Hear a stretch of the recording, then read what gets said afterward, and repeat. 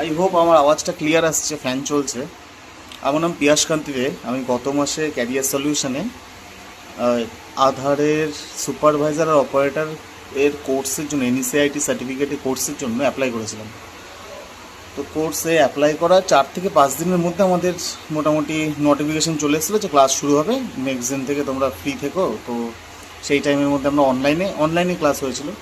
তো আমাদের মোট 3টে মতন সেশন নিয়েছিলেন, কারণ প্রথম দিনই আমাদের বেশিরভাগই কনসেপ্ট ক্লিয়ার করে দিয়েছিলেন।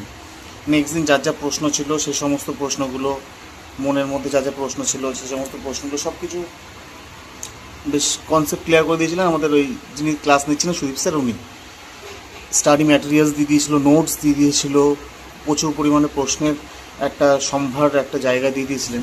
তো সেই সমস্ত কিছু পড়ার পর আমাদের উনি মক টেস্ট নিয়েছিলেন। মক টেস্ট নেওয়ার পর উনি আমাদের মধ্যে মোটামুটি 90% 95% যারা ছিল তাদের সবারই আর কি পাশ করে গেছিলো।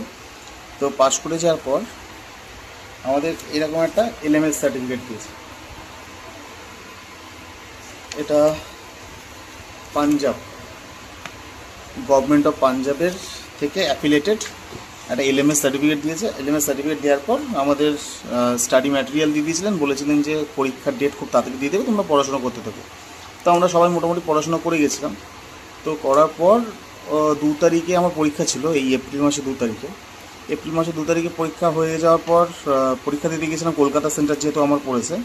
আমি কলকাতা সেন্টারে পরীক্ষা দিতে গেছি। পরীক্ষা দিতে যাওয়ার পর আমার 2 ঘন্টা পরীক্ষা থাকে। আমাদের মোটামুটি 40-42 মিনিটের মধ্যে পরীক্ষা হয়ে গেছিলো 100টা কোয়েশ্চেন। তার এরকম এই যে অ্যাডমিট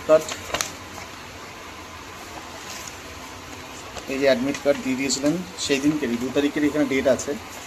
দিয়ে দেওয়ার পর আমার পরীক্ষাটা বেশ হয়ে যাওয়ার পর উনি যিনি আমাদের পরীক্ষা নিচ্ছিলেন, এক্সাম শেষ করে দেওয়ার পর উনি বললেন যে বেশ ভালো পরীক্ষা দিয়েছো, 82% তুমি স্কোর পেয়েছো। আমি দেখিনি, উনি বলেছিলেন, কারণ আমার দেখার প্রয়োজন নেই, কারণ আমি খুব কনফিডেন্ট ছিলাম যে প্রশ্নগুলো পড়েছি সেই সবগুলো সবকটাই এসছে।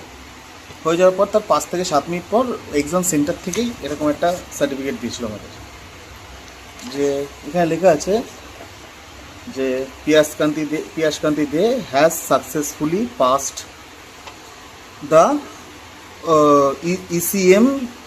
ইসিএমপি অপারেটর কাম সুপারভাইজার।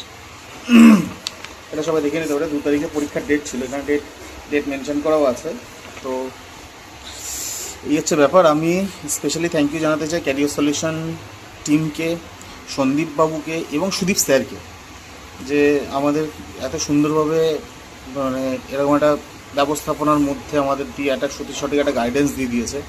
এরপর আমি সার্টিফিকেট পেয়ে গেছি, আমি সার্টিফিকেট গ্রুপের মধ্যে শেয়ার করে দিয়েছি। এরপর আমি জবের জন্য অ্যাপ্লাই করতে পারবো, মানে আমি এলিজেবল হলাম এবার যে আমি জবে অ্যাপ্লাই করতে পারবো।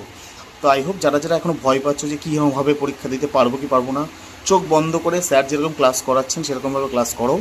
ক্লাস করার পর স্টাডি ম্যাটেরিয়াল যা দেবে সেটা পড়াশোনা করে রাখো, ফাঁকি মেও না। 2 থেকে 4টে দিন লাগে, ঠিকঠাকভাবে যদি পড়াশোনা করো দারুণভাবে পাস করে যাবে। All the very best and thank you.